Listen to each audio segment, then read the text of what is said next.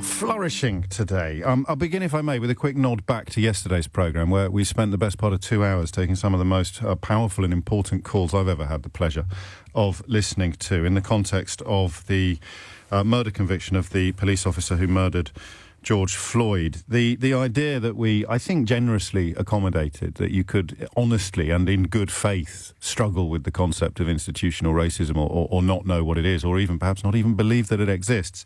I think that there is a story in the news today that should remove any honest attempts to claim that you don't understand what it is or you don't believe what it is from the public space, because 350,000 black and Asian soldiers who died fighting for the British Empire were not commemorated by name, Parliament will hear today.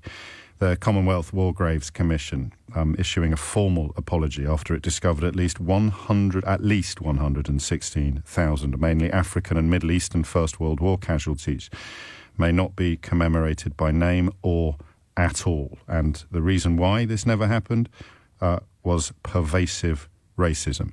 So that's institutional racism. There you go. An institution that is riddled with pervasive racism. You may have read or heard people claim that they don't know what institutional racism is because surely only people can be racist. But there it is. So and from now on, anybody claiming, arguing or insisting that it is hard to understand what it is or that it doesn't exist or you don't believe that it exists, just remind them of the 350,000 black and Asian soldiers who died for Queen and country, King and country. It was the First World War. And our country, not theirs, our country, and didn't even get the courtesy of a gravestone. We'll be speaking later this hour to the woman whose research and campaigning has brought about this belated but welcome slice of justice. But we begin today with James Dyson. Do you want to know how nuts I am? Do you want a little insight into how my brain works? Okay, so here are three thoughts that I could use to lead you into the James Dyson story, the continuing James Dyson story. The first is, why do Boris Johnson's text messages from not just James Dyson, but we learned today sundry other favoured business people, donors and plutocrats, why is it just like the way that black cab drivers got shafted by Uber? Bet that got your attention, didn't it? Get your eyes back on the road. Why is this an example at prime ministerial level of exactly the same unfairness and injustice suffered by the black cab drivers of this country? That would be question number one as a way into the James Dyson story. Question number two, have you ever wondered how these islands came to be owned by a tiny, tiny number of people/families post-1066? That's how far back you have to go.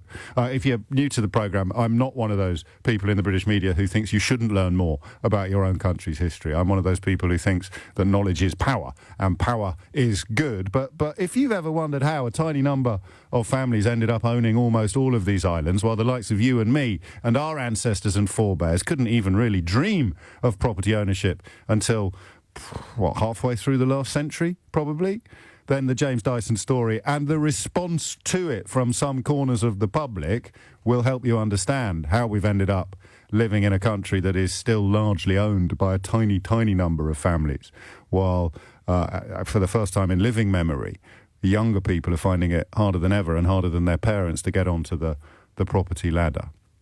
And then the third way into it would simply be to explain why sleaze and this sort of growing stench hasn't landed yet. And it's linked to point two. It's because there is a sense, and we saw it a lot during Brexit, there is a sense of people believe, well, they're better than us. They're allowed to do whatever they want. They're very, very rich. They shouldn't have to pay taxes. I saw a tweet yesterday claiming that wealth creators shouldn't pay taxes. Some fella got in touch to say, well, remind me how many jobs nurses create.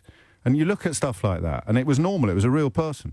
You look at stuff like that and you think, my goodness me, we've got a long way to go, haven't we, before we even begin to inhabit a universe that recognises simple decency.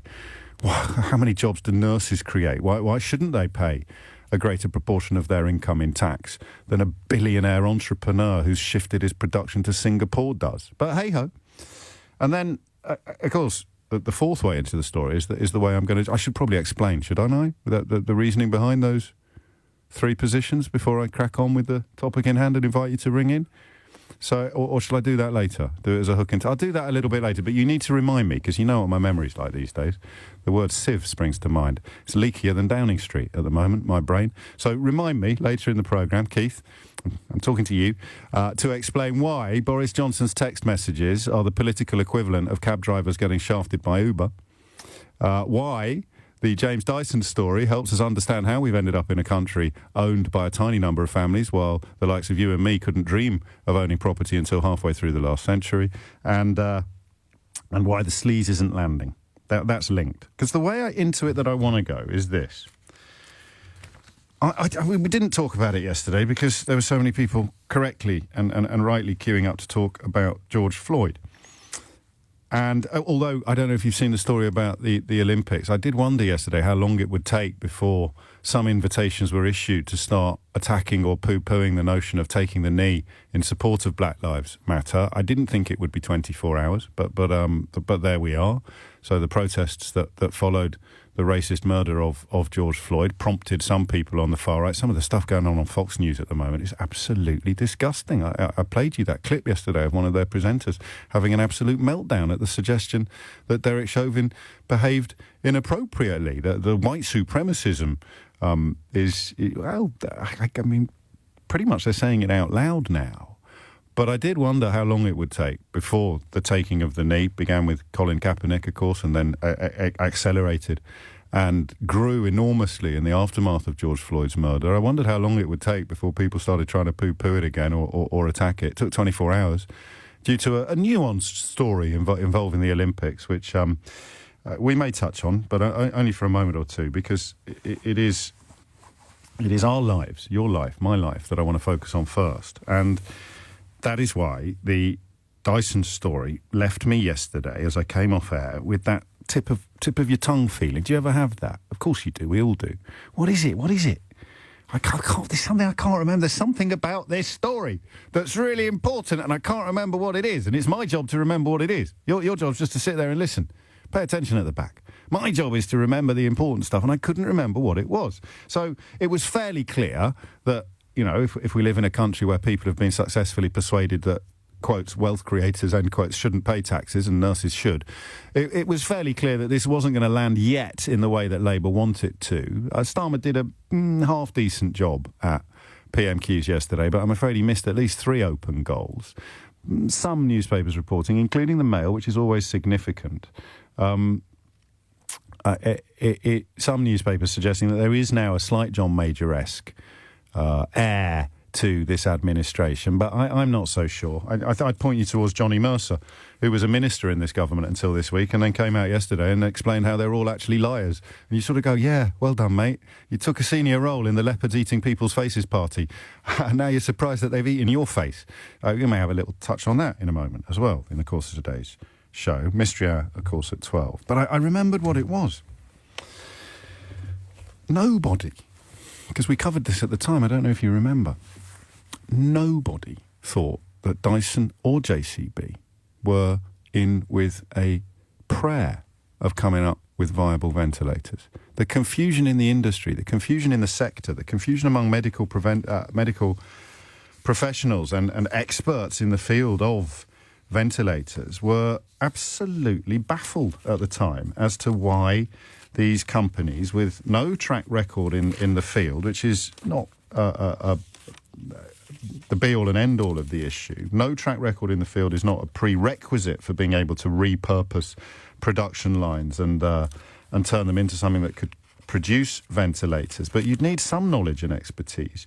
And none of the people who had it could understand at the time why Dyson and JCB were getting this sort of promotion and even, well, we now know, preferential treatment. It was a mystery. It was a mystery that we covered at the time. The story that I think prompted us to look at it is from April of last year. Do you know, almost to the day. What's the date today? The 22nd. It was April the 17th last year.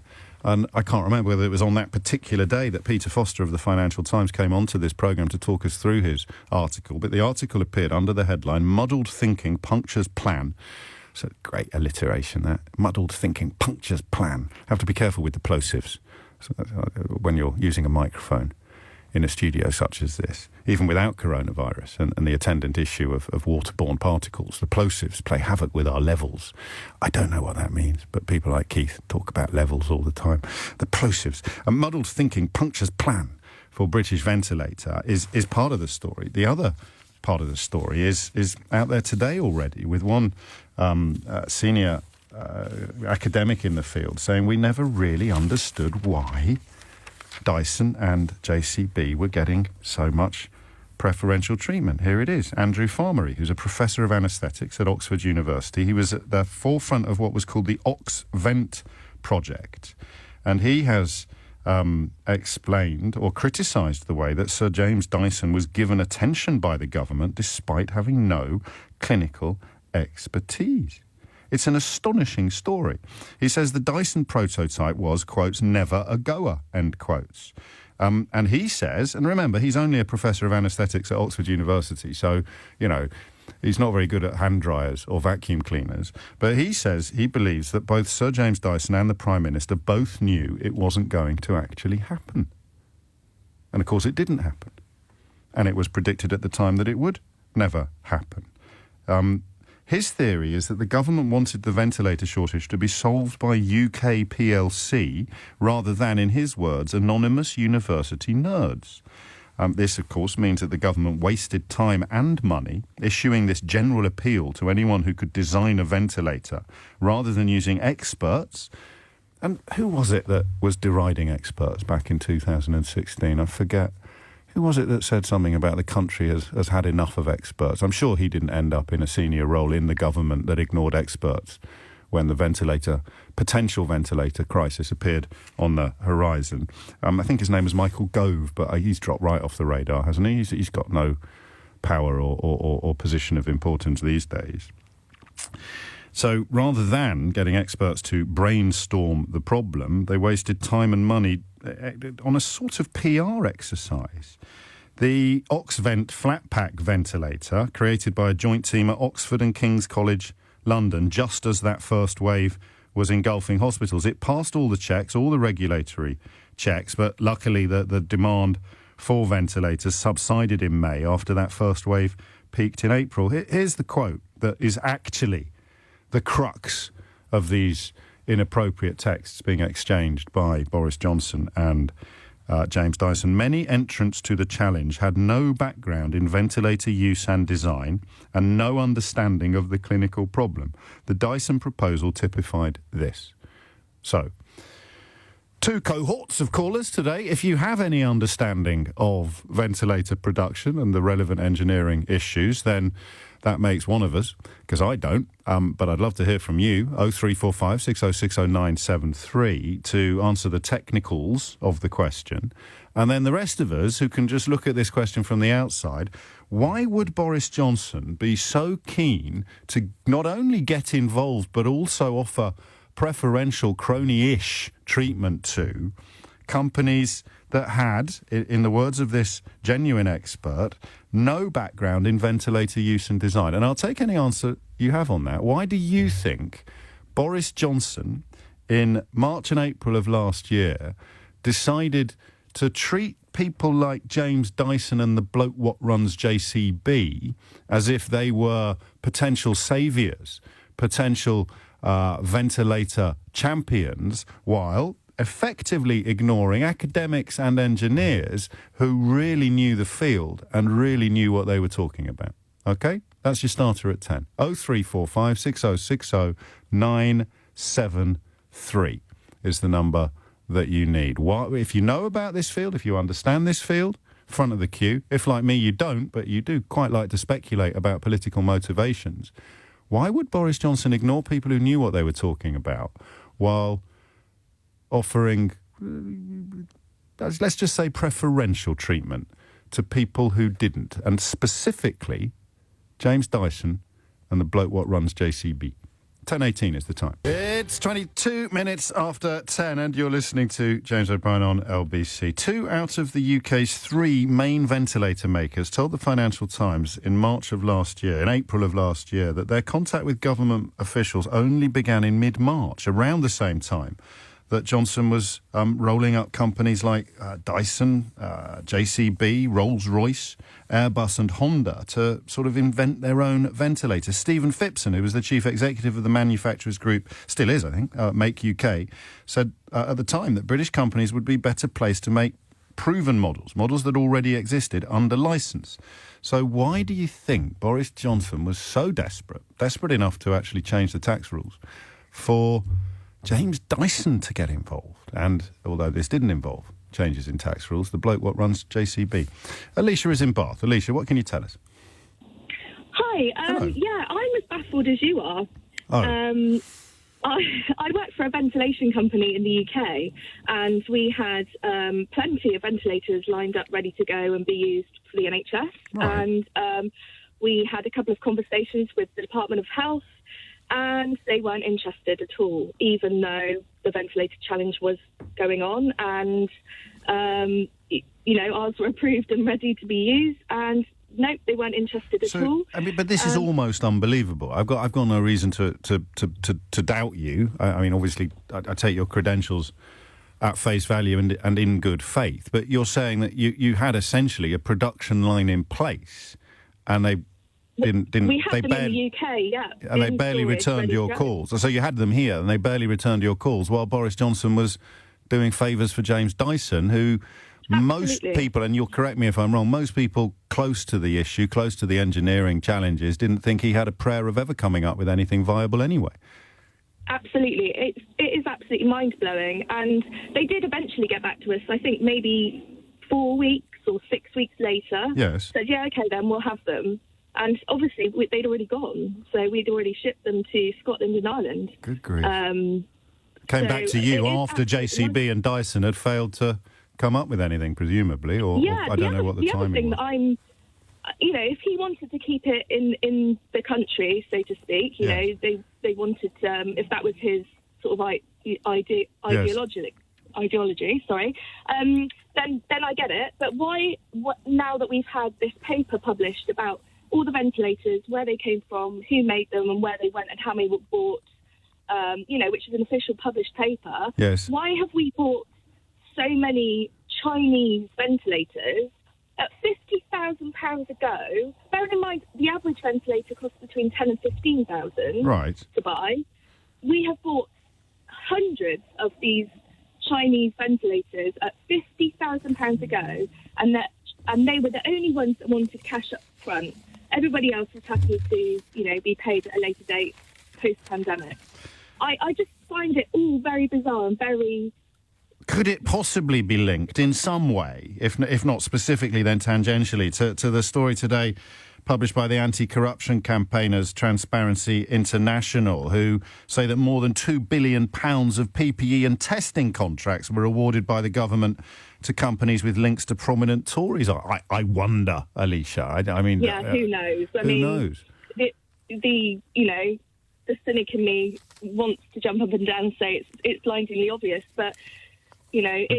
We'd have to find out who the middlemen were on these deals with Chinese manufacturers and where the commissions were going. And, of course, and why were they so ready to go, with these ventilators? And why did they want upfront payment? And why did we pay $50,000 when, the average ventilator in the country that the NHS buys, pre-pandemic is between $10,000 and $15,000? That's a massive, huge jump. It is. Even my rudimentary arithmetic can recognise the size of that. Gap. It's just mind-blowing. It really is. And not only that, they're useless. They're absolutely useless. I regularly go into clinical engineering departments in the NHS. Yes. I'm going to one today. Okay. And they're all lined up with stickers saying out of use, do not use.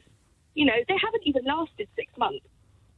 Well, to be honest, I thought I'd already opened a can of worms this morning with the sort of retrospective remembering of what we covered last April with regard to the debacle surrounding ventilator production. But you've just opened a barrel of worms with this observation. So you're saying that we wasted money on overpriced ventilators that weren't fit for purpose, while at the time the Prime Minister was busy taking a few moments off from playing Candy Crush on his phone to swap cosy texts with Sir James Dyson. It sounds about right. Do you listen to this programme on a regular basis? I do, yes. Do you know what a Ray Liotta is? Liotta, No, yes, I do. Are you sure? You don't have to pretend, just to humour me. I heard you do it. You wanted to revoke someone's recently. I was listening. I did want to revoke someone. So a Ray Liotta is an award that we reserve for people who are unbelievably qualified to comment on whatever matter is in hand. And I'll let you decide, but my instincts tell me that you probably fit into that category this morning. Given that you're about to go into one of the relevant NHS departments and marvel at the crud they purchased instead of returning your calls back in March of last year. So, Alicia, quite unexpectedly, given the context of this conversation, this is for you. I'm Ray Liotta, and you're listening to James O'Brien on LBC. If you build it, they will come. Unless, of course, you're building ventilators, in which case it would appear that the current government will not turn up at any point, or indeed, if they do, it'll be too late, because you've already, as Alicia told us, shipped them to Scotland and Ireland. So why do you think Boris Johnson was so keen to cosy up with James Dyson and offer up preferential tax arrangements that plebs like doctors, nurses, carers and you would never get in a million years? In the same way, you'd never be able to drop him a cosy little text asking for favours. What was it about Dyson, maybe JCB, that made Boris Johnson... I was about to say turn off his moral compass, but I don't think anybody would take that suggestion seriously. The idea that Boris Johnson has a moral compass, just ask any of his ex-wives, bosses or party leaders or mistresses.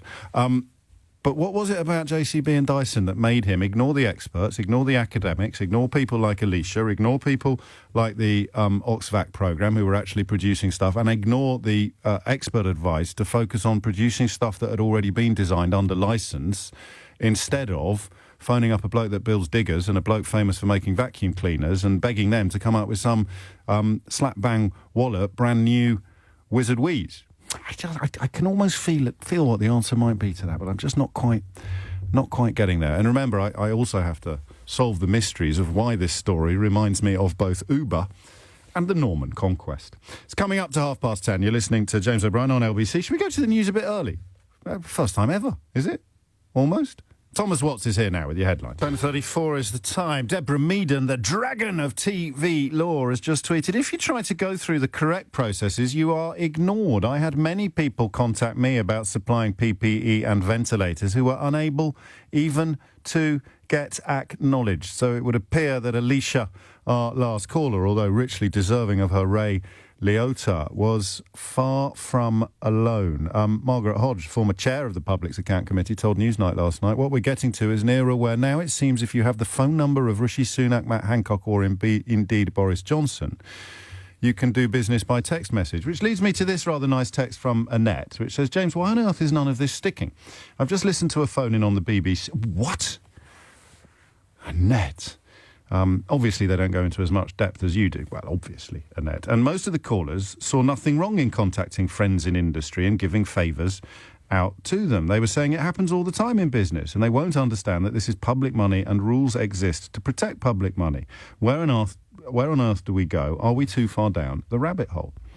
And I'll tell you now, Annette, the first of the mysteries that I set up at the top of this hour, why this story helps us understand how we've ended up living in a country where a tiny number of families own almost all of the land, while the likes of you and me, I presume, of course, unless you can trace your lineage back to friends of William the Conqueror, the likes of you and me couldn't even dream of owning property until roughly the middle of the last century.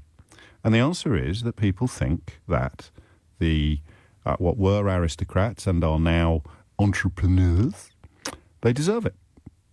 They deserve it. That's the simple answer. People think that, oh no, that's absolutely fine. They're better humans than we are. They deserve more than we are. They shouldn't have to pay taxes. They're wealth creators.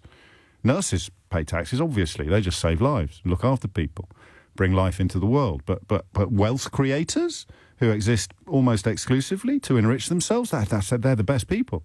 So whether it's an earl or a duke, or whether it's a billionaire or an entrepreneur, it's exactly the same principle. And the plebs, and I use that word affectionately because I am one, and as regular listeners will know, I'm fonder of few people more than I'm fond of myself. So we plebs, we love it. We like having it. They used to call them great men in Tudor times. You know, these gangsters, effectively. And then you think to Elizabeth I and her state-sanctioned pirates who'd sail around the world. And we get taught in school that people like Walter Raleigh were massive heroes. Francis Drake, pre-Armada, which was obviously a great national service that he did, fending off the Spaniards. But the privateers were pirates.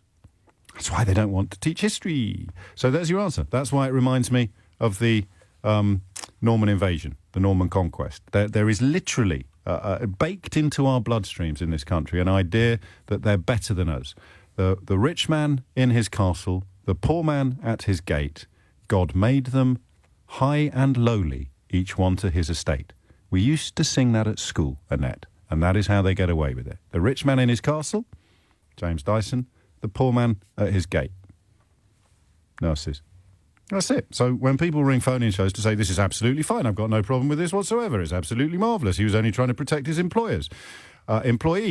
He is believed to have arrived in Britain the day after he got the text message. Believed, understood, reported by the BBC, to have arrived in the UK the day after he got the text message from Johnson saying, don't worry, old boy, we'll sort this out. So now all I have to do is remember to explain to you why it also reminds me of cab drivers getting shafted by Uber. If you can work that one out, blank faces in the studio, if you can work that one out, I'll give you the money myself. Tim is in Leeds. Tim, what can you tell us? Hi, James. Hello, mate. So I operate ventilators for a living. Yeah. I bet you've never made a Hoover. Well, no. Well, exactly. And I think that what I completely do not understand is ventilators are incredibly complex things, way even beyond my limits of understanding. And I work with them all the time because the physics into them is so intricate. Sure. And I do not understand how somebody with no experience can suddenly say, oh, yes, we're going to do this, because it takes 2 to 3 years to develop a ventilator. And that you can find that out from simply a quick Google which search, is why it will tell you. It's an emergency, potentially. Thankfully, it didn't go nearly as badly as it could have done. All, as far as I can tell, the expert opinion was saying, make the ones that have already been invented. Make them under licence, make them as quickly as you can, buy them, move them. Alicia has already told us that she couldn't get rid of hers for love nor money. They all ended up being sold to Ireland and Scotland after the Department of Health failed to return her calls until it was too late. And yet Boris Johnson somehow thought that the digger man and the vacuum man would be able to invent a brand new one and pluck it out of the ether in a matter of weeks. Come on, you've got to have a theory. You're a very clever man. You work in intensive care. Well, yeah, exactly. And I think that's where my problem with it comes, is it makes absolutely no sense. We were having loads of ventilators being delivered. They were there. I'm sure there were some areas of the country that might have been short, but we managed. And frankly, if a ventilator came along that had been developed in a matter of weeks and had Dyson stamped on it, I would feel very nervous for that entire shift using that ventilator. I wouldn't trust it as far as I can throw it. Simply because, I mean, you're not casting aspersions on him or his products. You're just saying it wouldn't have had a proven track record. It would have been box fresh, and the last thing you want in intensive care is untested, unproven, brand new box fresh kit. Yeah, exactly. Even I understand that. Tim, thank you. The mystery there from the intensive care ward. The mystery before that from somebody who works in ventilator supply. Are you with me yet? Do you get it yet? Or are you still tugging the old forelock and saying, well, I don't think Dyson should pay taxes at all?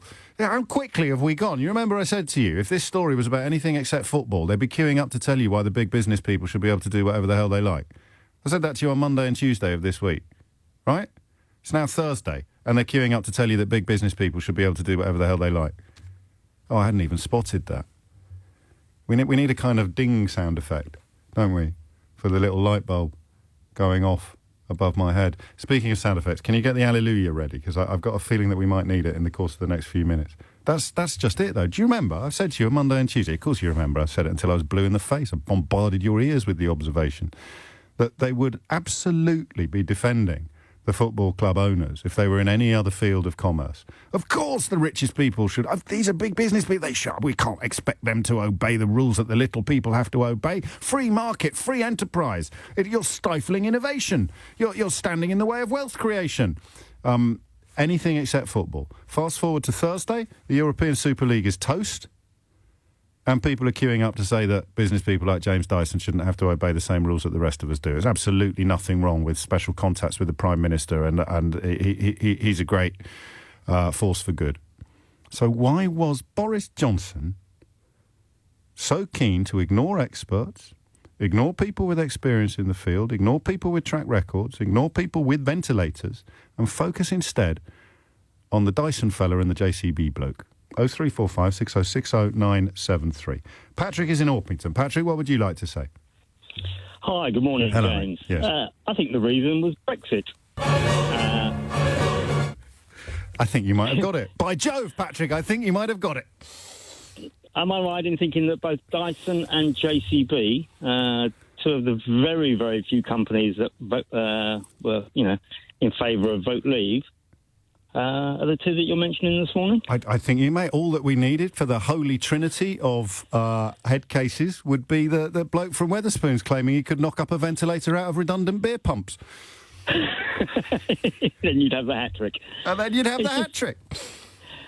It's just another example of, if you've got Boris Johnson's telephone number, you'll get free money or free advertising for your company. And it would have been, I mean, it's PR. I mean, this idea that neither of them thought, and this isn't my idea, this is someone who may or may not know what he's talking about, but he is an academic working in the field. He led the development of a ventilator to tackle the first wave of coronavirus last year, and he has said he doesn't think that either of them thought that it was ever actually going to happen. So it was all about, it's essentially just flaggy, isn't it? They just thought that they could wave a flag at it and somehow get a result. Yeah.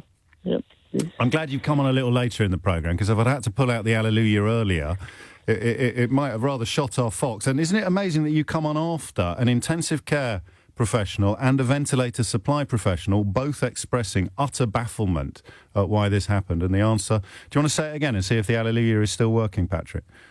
It was all about Brexit. That's amazing. Paul's in Chertsey. Paul, what do you reckon? Hi, James. Hello. I had to phone in after this one. So, for a living, I fix ventilators. Yeah, but I bet you've never made a digger. I wish I could. I'd probably make more money. But I never forget, especially in the first wave, at the first wave when Boris Johnson gave the announcement that he said he was going to get all these companies making ventilators just like that. Yep. I could not believe what I was hearing on the telly. I really couldn't. The technology that's involved in ventilator manufacturing and anaesthesia manufacturing is just phenomenal. It's incredibly complex. You're not putting, these patients weren't going on ventilators for a few hours. They were on them for weeks. The vast majority of intensive care units and operating theatres where they had COVID patients, they were on them for a very long time, weeks, months in some cases. Sure. And you cannot put someone on an old or a new mechanical ventilator just chugging up and down, and expect them to breathe normally. I mean, there'll be clinical specialists listening to this, and they can give you far more info on that than I. But even in my rudimentary understanding of it, is I know you cannot do that. And as for what the lady was saying previously about the Chinese ventilators just sitting in medical engineering departments, they're there still, and they're just sitting there doing nothing. And the government flooded the NHS with all these products, basically things that they just didn't need or didn't want, and the items that they did need, they couldn't supply. I mean, in the first wave, I was running around like a headless chicken, having to convert anaesthesia machine ventilators from oxygen to run on the air, because there was a massive panic about there not being enough oxygen to supply people on ventilators. But that didn't get sort of dragged out in the wash, did it? No one seems to have heard about that, but you're hearing about it in India at the moment. Oh, of course, and there was a huge concern about that. But yeah, like I say, no one heard about that in incredibly scary times. And I'm walking into operating theatres, they couldn't even supply us with PPE. I mean, it's ridiculous. I know one hospital, and it's not actually that far from where you live, where the staff were having to wear patient pyjamas at the weekend because there was no scrubs, there was no PPE. We took calls at the time, I think, from the hospital you referred to, as well as many others. Paul, please don't think I'm patronising you, but why didn't you just text Boris Johnson about this? would I get a response? You know, if it, no, I don't know, James. It's just like bashing your head against the wall. Isn't it? Well, look what you've done now. You've given me the you're the sort of Holy Ghost in this trinity, because we took a call from someone who sells ventilators. We've taken a call from somebody who works with ventilators in intensive care, and we've taken a call from somebody who fixes and adapts ventilators for medical need. And every single one of you has said exactly the same thing, which is that you have no clue whatsoever what the hell they were playing at, asking people like Dyson and the JCB bloke to invent or to produce ventilators from scratch. And that is actually incredible. In my wildest dreams, and obviously I don't want to be reporting on this appalling conduct and this unbelievable cronyism, but in my wildest dreams, I couldn't have got... I mean, what's missing? I don't think anything is missing, is it? We've got someone who sells them, someone who uses them, and someone who fixes them, all singing from the same hymn sheet, Paul. Yeah, it's incredibly frightening, and I think if the general public knew exactly what we're not on, they'd be horrified. They really would. I don't know that they... I mean, as you know, and as we discussed just before the last caller, actually, like, would the general public be horrified, or would they go along with it in the same way that they have gone along with this idea for hundreds of years? No, that's not for the likes of earls and entrepreneurs to be treated like the rest of us. The rich man in his castle, the poor man at his gate. God made them high and lowly. Wow. Listen, I'm late for the break as usual, so I'll go to it now, and I shall reel alone and silently. But listen, even if you hate my guts and you only tune in because you've got some sort of weird form of audio masochism, and you still think Boris Johnson is a stand-up guy, even as one of his former ministers describes his government as the most distrustful, awful environment I've ever worked in. It is a bit of a cesspit. Almost nobody tells the truth.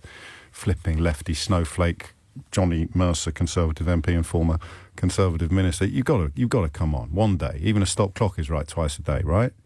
That's three people. One who sells ventilators, one who works with ventilators in intensive care units, one who fixes ventilators. All three of them telling you this stinks.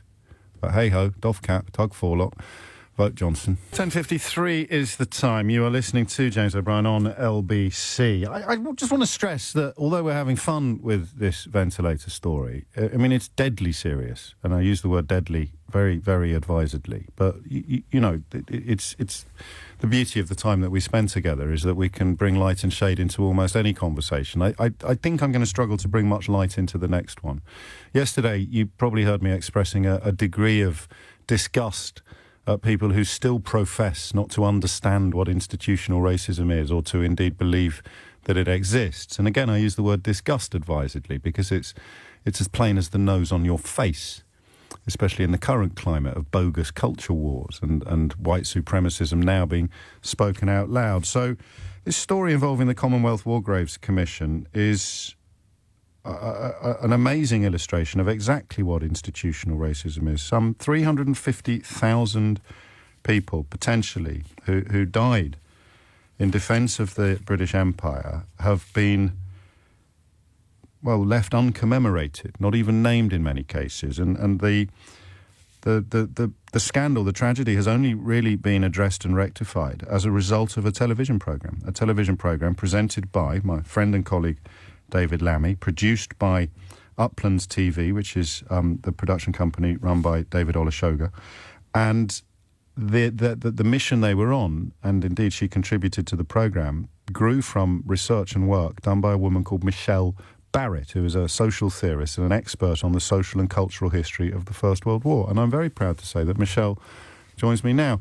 Congratulations feels an inappropriate word, Michelle, but you must feel at the very least vindicated by this development. I do feel vindicated. That's certainly true. The report that the special committee, which in fact I was invited onto, yes, has come up with, does completely vindicate all the work that I've done. And I started this work in 2007. The first article that I published about it was in that year, and I sent it to the Director General then of the War Graves Commission, and also to one of their trustees, a historian, and said, you know, could you give me some response? And in fact, I subsequently wrote and said, would you be interested in doing some research? Because all this information is in their own archives. You know, it's not really come from anywhere else. It's all in their detailed records of what they did with the Indian soldiers, what they did with the Africans, particularly what they didn't do with the African carriers. So it's been a very long time, and it is, I think I'd say it's disappointing that it takes a television documentary to force them into action. So you do think that was the pivot? Because I noticed that you contacted, or you published papers, first you say in 2007, but subsequently in 2010, 2011, 2013, and indeed 2017. But it was the briefing paper for that documentary, Sent Missing in Africa, that you feel was the game changer. Well, I think the documentary was the game yeah, of course, changer. but there'd have been no documentary without your briefing paper. Well, this is true. Yes, this is true. No, I mean, David Olusoga said this earlier this morning, that academics and historians have known about this for some while, largely based on the research that I've published. But it has taken a very long time for the War Graves Commission itself to decide that they want to respond so publicly as they're now doing. But perhaps because pictures, to coin a cliche, paint 1,000 words. And it was perhaps the picture of the quite correctly and very carefully kept European graves on the same site. And David Lammy and you visited the site. The African graves were, well, they were barely worthy of the name graves, were they? Could you just describe for my listeners who aren't familiar with the story, the scale of the imbalance here? Yes, absolutely. What happened, in fact, was I found a document in the archives of the War Graves Commission, and it was this guy who was, renewing cemeteries in the 1920s after the First World War, and he wrote back to London and said, "Oh, there are some African natives," quotes in natives, who've been sort of buried with the white Christians, and so I think they're worthy of commemoration, and I'm putting them in the cemetery. And not the other Africans who died in the immediate vicinity. And I thought that was so interesting that I actually went there in 2014, went to Voi in southern Kenya, and I got to the cemetery, Walgrave Cemetery, and the caretaker appeared. And so I showed him, I'd taken with me a copy of this thing, and I said, "So what happened? Why are some Africans in here in the official cemetery and some not?" And he said to me, "Would you like to see where the other Africans are buried?" And I said, "Yes, I would." And so he took me outside into this area of very scrubby, littered bush. Literally littered. Yes, literally littered. And David Lammy went there with him when we were filming. But in fact, when I went 6 years before, there was slightly more to see of the wreckage of the African graves. But it's a very, very shocking feeling that the Africans are buried outside the walls of the official cemetery, and obviously their graves are not maintained in any way by the War Graves Commission, as the graves inside the cemetery are so beautifully maintained. And they had died fighting for the same cause as the European soldiers? Yes, they had. I mean, again, I don't want to trivialise it, but for someone in your line of work, that must have been close to an Indiana Jones moment when you actually saw those apologies for graves. It definitely... It completely convinced me that if you really want to find out about something, you have to go there, because I'd done so much work in the archives of the War Graves Commission, but in fact that one visit to Voi and seeing those African graves outside, it just brought it all home so powerfully. And is this the end of the road, Michelle? Is this mission accomplished, or is this the beginning of the reparation process? Well, it's absolutely the beginning. And I'm hoping very much that, I and the team who made the film, will be able to work with the War Graves Commission. I mean, this report has been compiled by a committee invited by the War Graves Commission, but compiled and written by their historians. And I'm very much hoping that there seems to be a complete change of attitude there. So even though 14 years ago they didn't respond to my invitation to do some work together, now I think they would be quite keen to do some work together. So it's a big change, and I think we can go forward in a better spirit. I sense you're a mistress of diplomacy, That's diplomatic, yes. And quite rightly so. And I know there are a lot of demands on your time, so I promise that this will be my final question. What do you want to see? What would allow you to sit back and think, I have done them justice? I'd like to see, first of all, I'd like to see a really serious effort made to find the graves of so many carriers. Many of the carriers we know from the official records, which did exist at the time, that 75% of the carriers who died in carrier hospitals and will have been buried in burial grounds just outside those hospitals. I think that's very important. And I think also it would be very important to have some kind of ceremony of closure and apology. And, you know, the graveyard that we found, the local people talk about it having, you know, unquiet spirits and distressed spirits and so on. And I think that it would be very good to have some kind of, you know, international ceremony that would bring about some peace for the people in those areas. Michelle Barrett, thank you so much. And thank you for allowing me a little bit more time than we originally agreed, because I am now rather late for the news. 5 minutes after 11 is the time. Lest you think I was exaggerating, it's not me that's described this government as a cesspit. Well, I probably have, but not today. It's not me who has described it as one of the most distrustful, awful environments I've ever worked in, because I've never worked in it. It's not me who has claimed that almost nobody in it tells the truth. It is Johnny Mercer, who until this week was a minister in this government. So on the one hand, well, there are 3 points here, 3 potential problems. The first is that the people who took senior posts in the Leopards Eating People's Faces party do look a little bit ridiculous when they turn around and say, I didn't realise they were going to eat my face, which is very much the position that Johnny Mercer finds himself in. The cause célèbre upon which he has been sacked or threatened to resign is a lot trickier than perhaps many people understand. The idea that veterans of the Northern Ireland Troubles, British military veterans of the Northern Ireland Troubles, should be excused from prosecution for torturing and murdering civilians is, I mean, you know, not quite as simple an issue as some of the coverage would allow. It would also, I think, have blown the Good Friday Agreement to smithereens, although there's still a very good chance of Brexit doing that. And, of course, the third element of the story is that this is from within, you know, as an evolution of the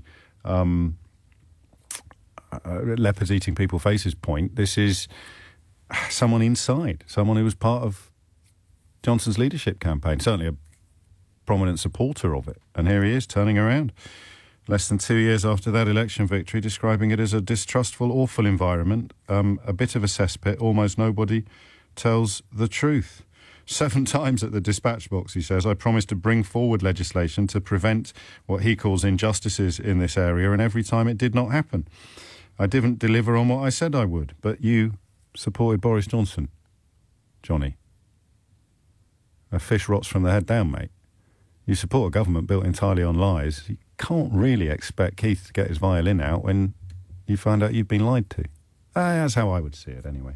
8 minutes after 11 is the time. You're listening to James O'Brien on LBC. So, astonishingly today, we've taken a call from a woman who sells ventilators. We've taken a call from an intensive care medic who operates ventilators, and we've taken a call from an engineer who fixes ventilators.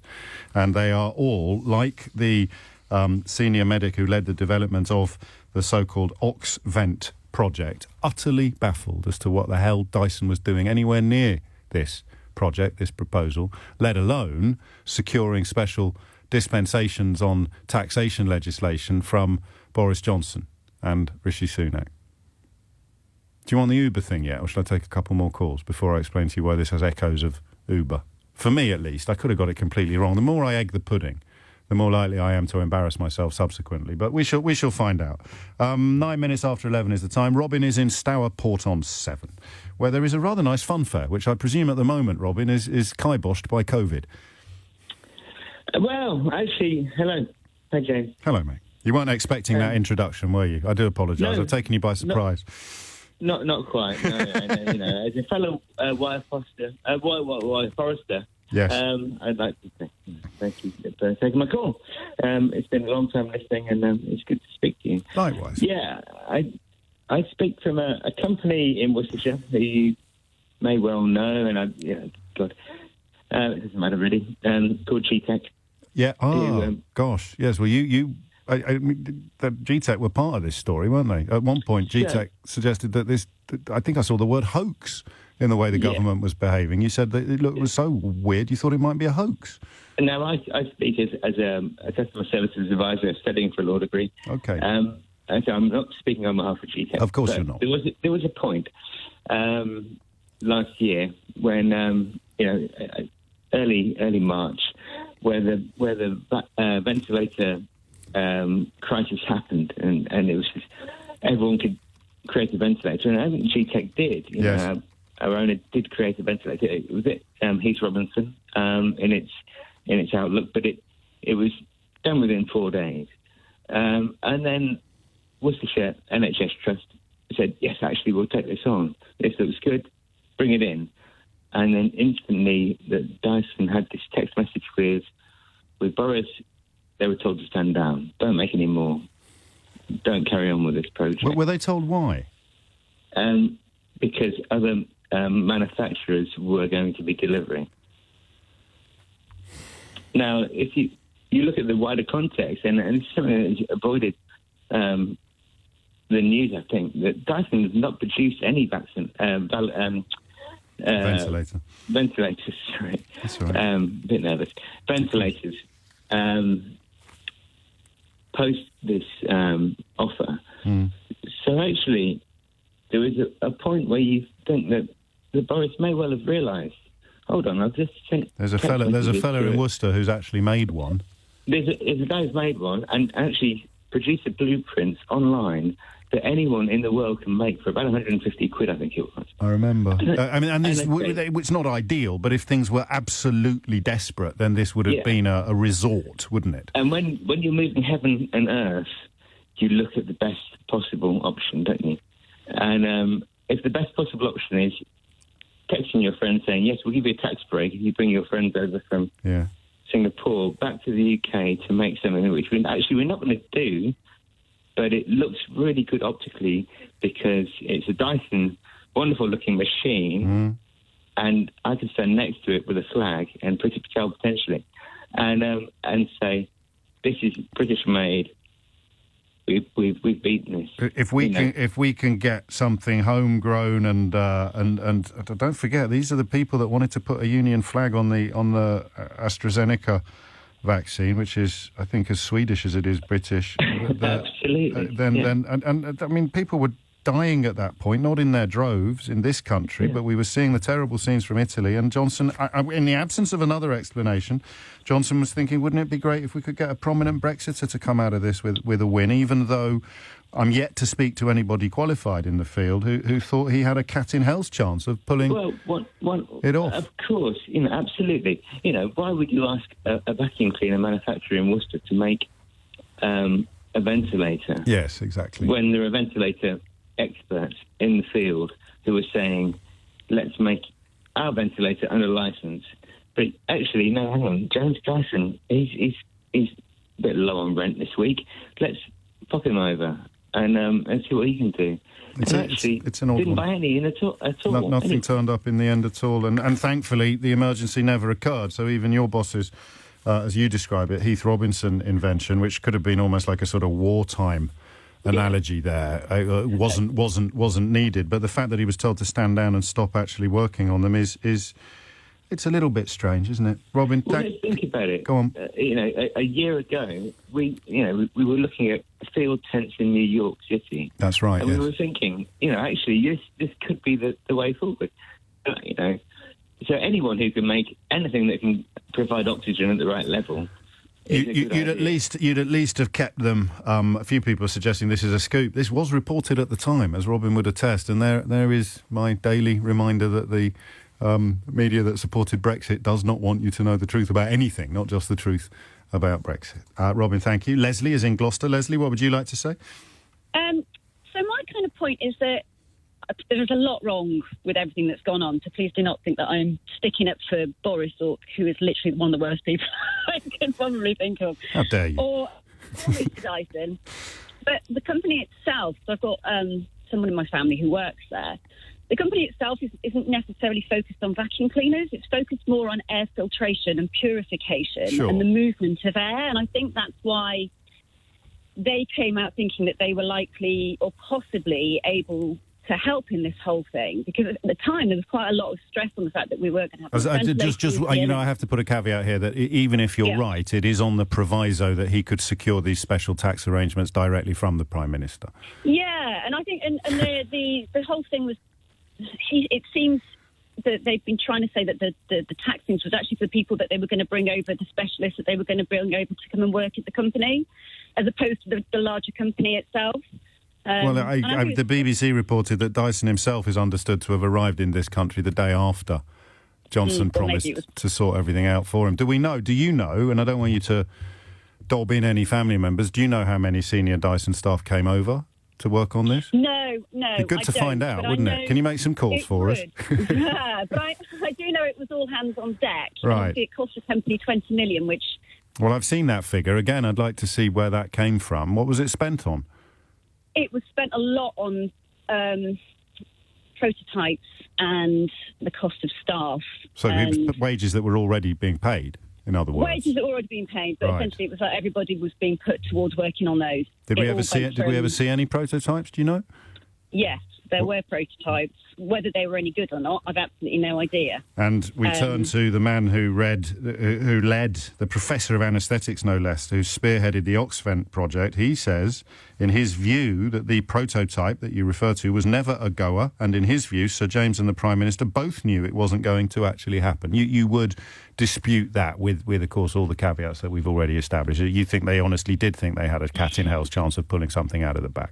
They felt they did. Which is possibly different. No, that was a brilliant call, actually. You've got a real way with words, because I understand exactly what you've conveyed, and you have provided a little bit of counterbalance to the queue of people, more qualified than either of us, of course, but nevertheless a counterbalance to the queue of people telling us that they cannot get their head around what has happened or why this fellow was even involved. And, of course, we're back to the Kate Bingham point, was that even if he had pulled it off, then all of this would arguably be forgivable, you see. I'd love to come to the country's rescue as long as you allow me to continue paying my taxes in Singapore instead of having to put them into the treasury that's funding the NHS.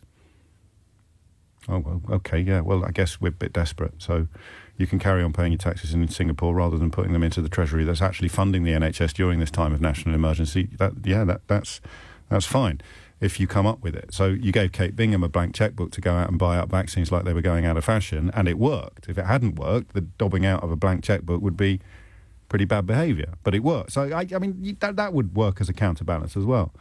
But my goodness me, isn't it incredible? Nothing to see here, though. It's absolutely fine because doctors and nurses don't create wealth. 21 minutes after 11 is the time. A couple of phone lines free. I love the radio, but it is more nuanced than Twitter, I think it's fair to say. But even on the radio, you can't quite tell when my tongue is in my cheek or when I'm teasing. I knew Brexit was the answer to this question when I asked you at 10 o'clock what it could possibly be about JCB and Dyson that prompted Boris Johnson to offer the latter preferential tax treatment. It was extended to everybody and it was voted for in the House of Commons, but it came about as a direct result of James Dyson not wanting either himself or his senior employees or both to pay tax to the Treasury that funds the NHS. They wanted to carry on paying much lower tax rates in Singapore, which is, of course, the reason why he moved so much of his business to Singapore. So I say this out loud, and I still naively think, oh, you'll get it now. It doesn't matter how many people are telling you, oh, no, this is all absolutely fine. This is absolutely marvellous. You can't expect billionaire entrepreneurs to obey the same rules that the little people have to pay. Why the hell should he be paying his taxes into the Treasury that actually funds the NHS? He's a patriotic hero. He supported Brexit.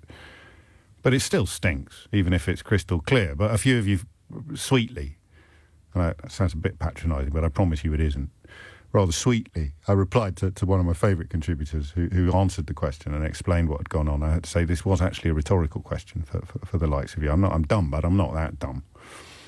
They wanted something that they could drape in the Union flag and claim was proof of English or British exceptionalism. And they ended up with diddly squat, absolutely nothing. In fact, I didn't know, and I haven't looked into the report that Alicia referred to earlier in the programme, they ended up with a bunch of ventilators that were overpriced and not fit for purpose, reportedly. I find that very easy to believe because the other story in the news today sees the National Audit Office, again an independent organisation, expressing misgivings about many of the ways in which business has been done. This so-called high priority lane that was set up, I kid you not, for companies which had contacts with MPs. And they were 10 times more likely to get contracts than people not in the high priority lane. The defence will be, it was an emergency, we had to do it. Brackets, it was a complete coincidence that all the companies we turned to in this emergency, through necessity, were mates of ours, or even donors to our party, close brackets. That's why I found PMQs yesterday frustrating, because I feel Starmer is a lawyer, and this shower needs street fighters. It's an improvement on where we've been for the last few years, but it's by no means a solution to the problem. And listen, that was me criticising Keir Starmer, right? Criticising Keir Starmer. You are allowed to criticise politicians, even if they're a lot closer to your worldview than others. You have to be able to criticise him. At this point, they who shall remain nameless turn around and go, it's all your fault that Boris Johnson is in charge, because you kept telling people how awful the last bloke was. And then when he turned out to be even more awful than even you thought, it's your fault for telling people he was awful. It's nothing to do with him. You can't criticise him. Mustn't criticise him. 11:24 is the time. Tony is in Horsham. Tony, what's going on? Morning, James. Hello. Well, I haven't heard much in the debate about the... It's barely been a debate, really. It's just been a succession of expert testimony, Tony. Well, one of the things about the ventilator contracts and other government contracts is that they would have been subject to EC regulations, and now they're not. I used to be interested in big IT contracts and would speak to commissioners at the EC fairly regularly about government departments breaking the rules on procurement, buying things without advertising them, not advertising the award of the contract, awarding contracts too quickly, that sort of thing. And I thought at the time, it's just as well that the EC is scrutinising the British government, because otherwise they wouldn't be paying attention to the rules on spending tens of billions, sometimes hundreds of millions on contracts. And now that it's happened, and the government seems to be awarding contracts to its friends or contacts without any rules in place.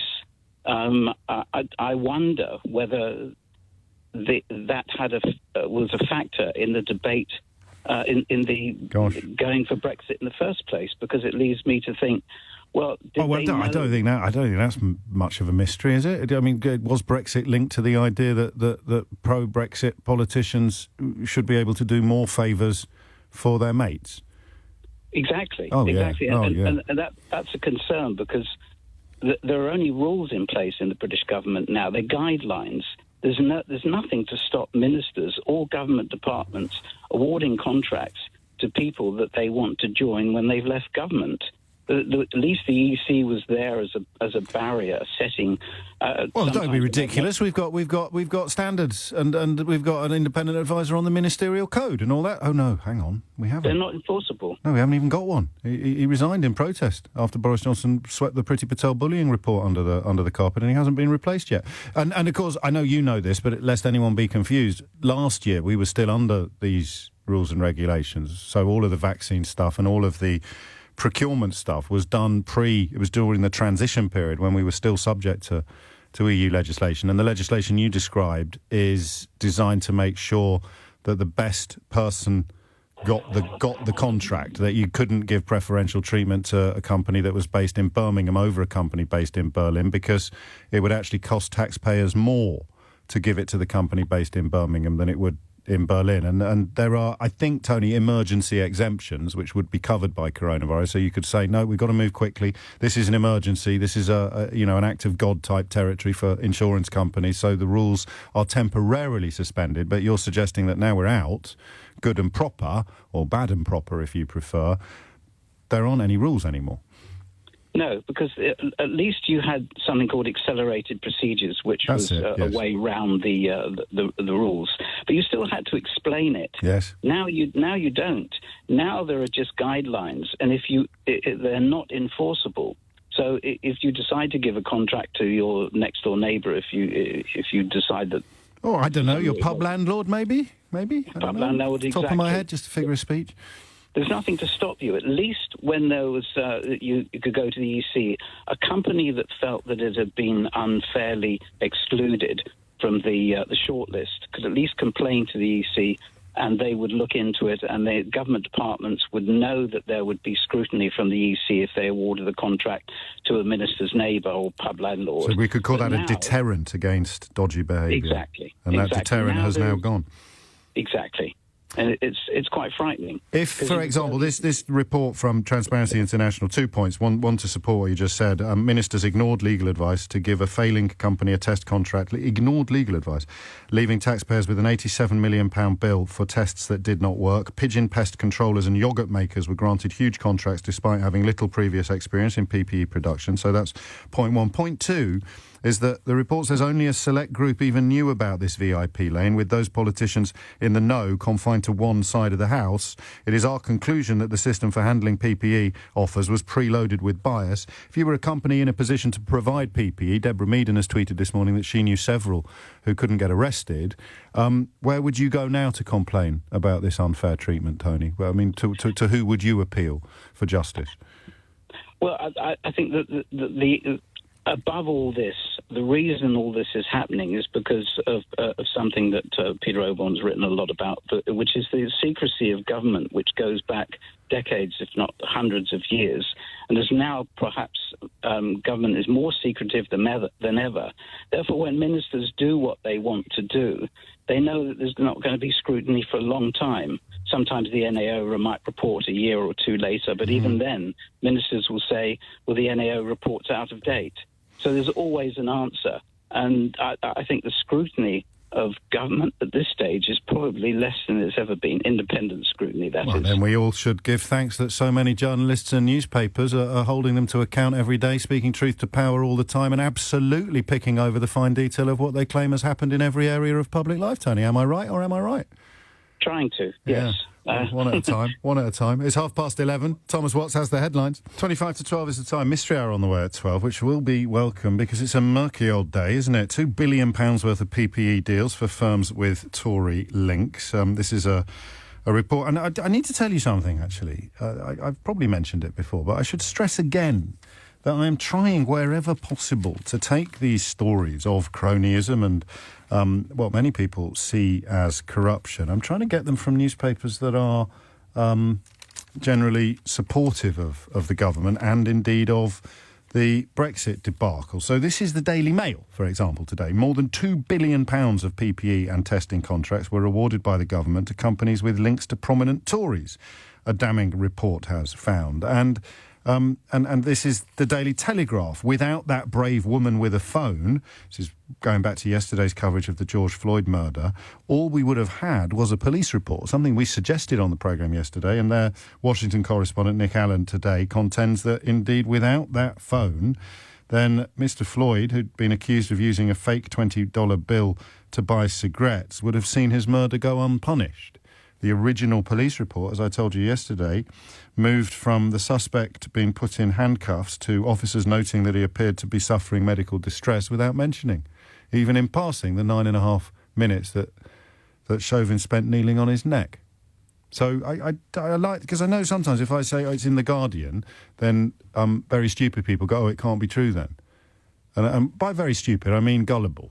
You might not actually be stupid, but you have obviously buckled under the weight of the bombardment or the gaslighting or the grooming that is so commonplace in this country at the moment. So it's the Daily Mail reporting today that the report by the anti-corruption campaigners Transparency International has found some £2 billion. I'd add so far to this, actually, given that a lot of the stuff, as Jolly and Morm over at the Good Law Project has explained to us on a couple of occasions, a lot of the stuff still hasn't been published. No competition whatsoever. So not only are you put on a VIP fast line if you're mates with a senior enough politician, but you don't actually have to compete for the contracts either, and that is how we end up with pigeon pest controllers and yoghurt makers being granted huge contracts despite having little previous experience in PPE production.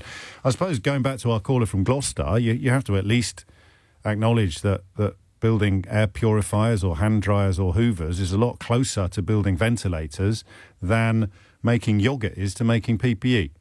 I think I'm safe on that, scientifically speaking, aren't I? I hope. Andy's in Birmingham. Andy, what would you like to say? Yeah, so I faced the slight delight of being frontline on an intensive care doctor anaesthetist, and was responsible for taking people who were sick and stabilising them on ventilators on the intensive care unit last year. Gosh. And in that moment, I have to say, all I wanted was effective equipment to help me do my job, whether it was a ventilator, whether it was PPE. And in that time of national emergency, if that piece of equipment was effective, then I didn't really care in that moment, in that time of national emergency. No, of course not. And listening to your discussion, of course, the cronyism, the jobs of the boys, having Boris Johnson's telephone number and texting him is, of course, inappropriate. However, it's not just an issue with Tories, this. I think this is an issue of government. If you have got people like Deborah Meaden, clothing manufacturers, saying we are able to offer service, and they're not able to have a process of contacting and disseminating their information upwards so that it can be free and transparent, then that's not, I'm sure, exactly the same would happen no matter who was in government. And so I mean, obviously I'll let that stand, but it's entirely speculative. And I mean, I think of perhaps Peter Mandelson and his dodgy dealings with the Hindujas, but he lost his job twice. So we haven't had any flavour. We haven't had any government except the Tories for the last 11 years, Andy. So I don't know what you're drawing that on. Well, I mean, there's no doubt. I mean, I'm just thinking from a sense of taking away a bit of pragmatism. I mean, if I had this moment where, there's a complex supply line for lots of separate individual parts, and you need somebody to assemble all of those in a extremely sensitive way. Of course. And let me tell you, ventilators are, as the previous caller was saying, incredible pieces of mechanical engineering.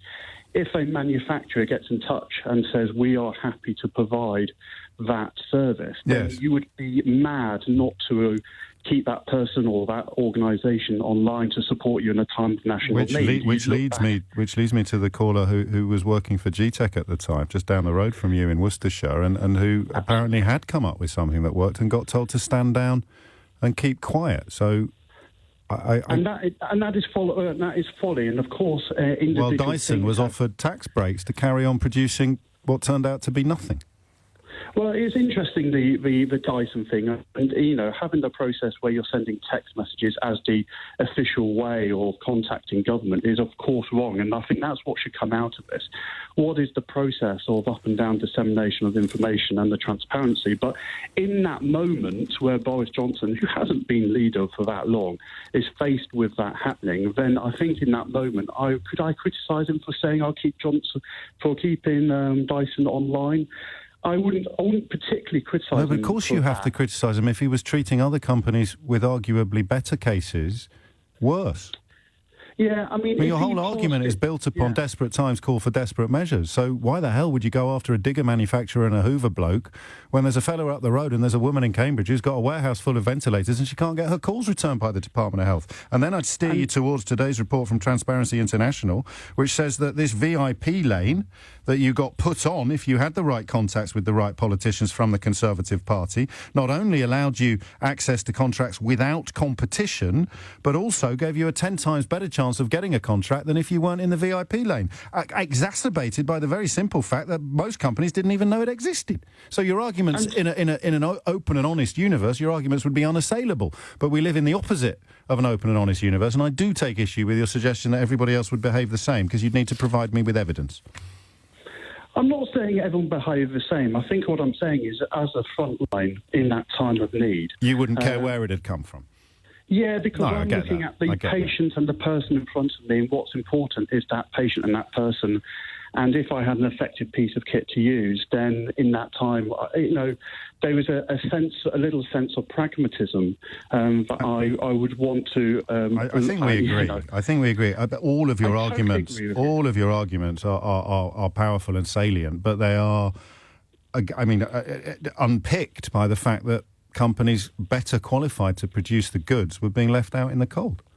And I quite agree with you. So I think what needs to come out of this is looking at the process, because the process that was in place last year that was then fed into was, of course, wrong. And nobody would say that that wasn't the case. So in the future, you would want a more effective process where people with ventilators, people who can offer PPE within the correct specifications would be able to do whatever emergency we're going to face in the future, undoubtedly. Yeah, well, that is the thing, isn't it? And speaking of learning from mistakes, I'm reading about India this morning, and I don't know what you think as an intensive care doctor, but you can still fly into this country from India until 4 o'clock tomorrow morning, and they recorded, I think, just shy of 315,000 new cases in the last 24 hours.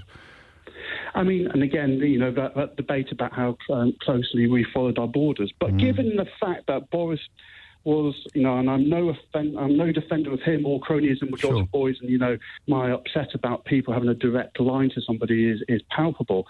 But given he was in that situation, that was the system, and he was having to be pragmatic in that situation. Can you criticise him for what he did? Well, I can, yes, but I'm not as qualified as you are, which is when I turn your attention to Andrew Farmery, the Professor of Anaesthetics at Oxford University, who, because I've said throughout, I don't know how much of the show you've heard, if Dyson had come up with the goods, then it would be for his conscience to deal with the fact that he didn't want to pay taxes into the Treasury that pays your wages and all the other NHS staff's wages and all the NHS costs. That's between him and his conscience. If he'd come up with the goods, the tax break that he got after texting the Prime Minister cosily would be a small price to pay for the provision of ventilators, but there was no provision of ventilators, and Andrew Farmery says, in his view, both knew it wasn't going to actually happen. And, Andrew Farmer is somebody who previously tutored me, and part of the Oxford Under Group I have a personal respect for. But the question I would ask, if you've got a working prototype for your ventilator, the question I'd ask is, who would manufacture it? Right, yes, so somebody else's prototype could have been manufactured by Dyson, which is, forgive me, one of the points we've been making in the course of the programme, not come up with something new from scratch. But before you go, how are you? This must have been a crazy year for you. Are you okay? Yeah, no, it's been a crazy year. My wife, who was in shielding group, who was on chemotherapy at the time, meant that I had to do my job, leave home for a few months because, intensive care coronavirus couldn't mix. And so it was an extreme experience. And, in that moment when you're having to make those decisions, I think over the last year, as much as principles are important, there had to be, for me, a good deal of pragmatism, which is what made me ring into your programme. And I'm glad you did. As much as I would hold your principles, and I have a lot of time for listening to them regularly, there was a moment where I think you have to look at the individuals, the decisions that people were making. I get all of that. I do understand, and I'm glad you've rung in, but I'm not going to apologise for the question I'm going to close with. While your wife was receiving chemotherapy, which meant that you couldn't live at home, and you were working on an intensive care unit throughout the coronavirus crisis, were you paying your taxes at the normal UK rate? I hope so. Otherwise, I've got a bill coming. Well, you would, of course, unless you can get the Prime Minister's text number, mate, and ask for a special dispensation. That is, I hope you'll agree, an allowable point.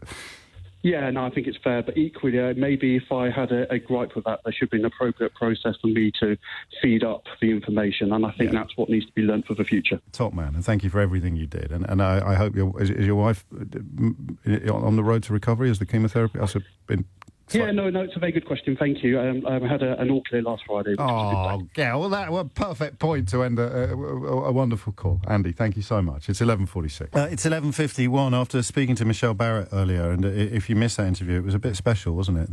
The academic whose research into Commonwealth war graves has, some 14 years after she began her mission, has resulted in the Commonwealth War Graves Commission apologising. I think apologising, I hope that's the right word, but more importantly, rectifying the fact that up to 350,000 soldiers who died in the service of the British Empire, soldiers from Middle Eastern and African countries and from India, have been left uncommemorated. They've been buried in unmarked graves in many cases, unnamed. And that quote she referred to in the interview, I make no apology for labouring this point, but if you are, or if you know anyone who professes not to understand what institutional racism is, here it is. Up to 350,000 black and Asian soldiers who died fighting for the British Empire. You know, that thing that Flaggy Gammon claimed to care so much about, and you know, no such thing as institutional racism, no problem at all. It's all about the empire. 350,000 black and Asian soldiers who died fighting for the British Empire were not commemorated by name. And 116,000 at least already established. And here's the quote from a governor that said in the 1920s, the average native would not understand or appreciate a headstone. And you could chalk that up as one racist governor back in 1920, but when Michelle Barrett started asking the commission to correct this in 2007, she was ignored. She published further work in 2010, 2011, 2013 and 2017, and she was ignored. And it was only when a documentary presented by my friend and colleague David Lammy, Sent Missing in Africa, was broadcast on Channel 4 that this oil tanker began to be turned around. And finally, justice has been at least begun to be done. And we'll put that interview with Michelle up. It was her 32-page briefing for the film that formed its academic bedrock. And Ben Wallace, the Secretary of State for Defence, has been explaining this issue and indeed issuing this apology in the House of Commons while we've been on air. So I shall play you a few, or at least a decent clip of that before we head over to Mystery Hour. Before that, with what may well be the last word on this astonishing cronyism story, not so much the fact that, well, I mean, I'm pretty outraged by the fact that James Dyson can lobby the Prime Minister personally for preferential tax treatment while you can't. But I do remember that caller when we were discussing the Duke of Edinburgh, and I was suggesting to him that the Duke of Edinburgh wasn't an intrinsically better or more important person than he was, talking to a naval veteran, a war hero, who somehow felt that the Duke of Edinburgh was a more valuable human being than he was. And you know, you do it with the royal, you can do it with someone who's very, very rich. So while I don't think it's right, I understand you might think it's perfectly normal for him to be able to pay taxes at a more preferential rate than you do, despite the fact that he's worth 16 billion quid and you probably aren't. But there we are. The last word on that is probably going to be Safia, who is in Newcastle-under-Lyme, or Newcastle-under-Lyme. What would you like to say, Safia? Well, I actually live not far from where the JCB is. Funny enough. In Staffordshire, yes. Yeah.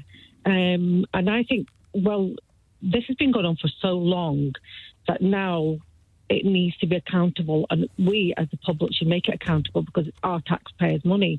And like you said, the thing... I don't know, did JCB get anything in the end? Did they? I don't know that they did. I think they were just sort of waved around the place, weren't they? And of course Johnson drove that ludicrous truck through a kind of polystyrene wall, but claims that happened on JCB land. But I don't know, I mean, that they actually ended up doing anything in the way that Dyson did. But the thing is,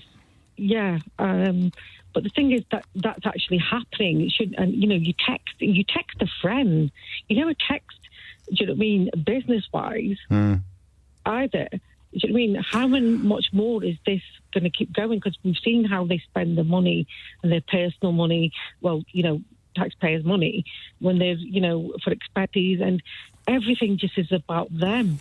Looks that way. Well, I think it was the wife of Lord Bamford, wasn't it, who runs JCB, who her company is called Daylesford Organics, and the Daily Mail reported last year that they'd been sent 30 giant boxes of shopping and up to 100 prepared meals smuggled into Downing Street via the rear entrance. You're not here to tell me that you don't regularly get giant boxes of posh food smuggled in through your back door, Sophia. Surely we've all done this. I did. What? You're joking. I don't believe you. Well, no, yeah, because unfortunately I had a stroke, so my ability of movement and things has been really, yeah. Well, my mum has had a stroke, so I know exactly what you speak of, and you would both be more deserving recipients of delivered food than perhaps Boris Johnson and his current girlfriend. Yeah, it's been going on for so long, but I think now's the time with everything that's going on. We have to say enough is enough, because it's not acceptable. It's not, though, is it? I could open up the phone lines now if I started doing an impression of open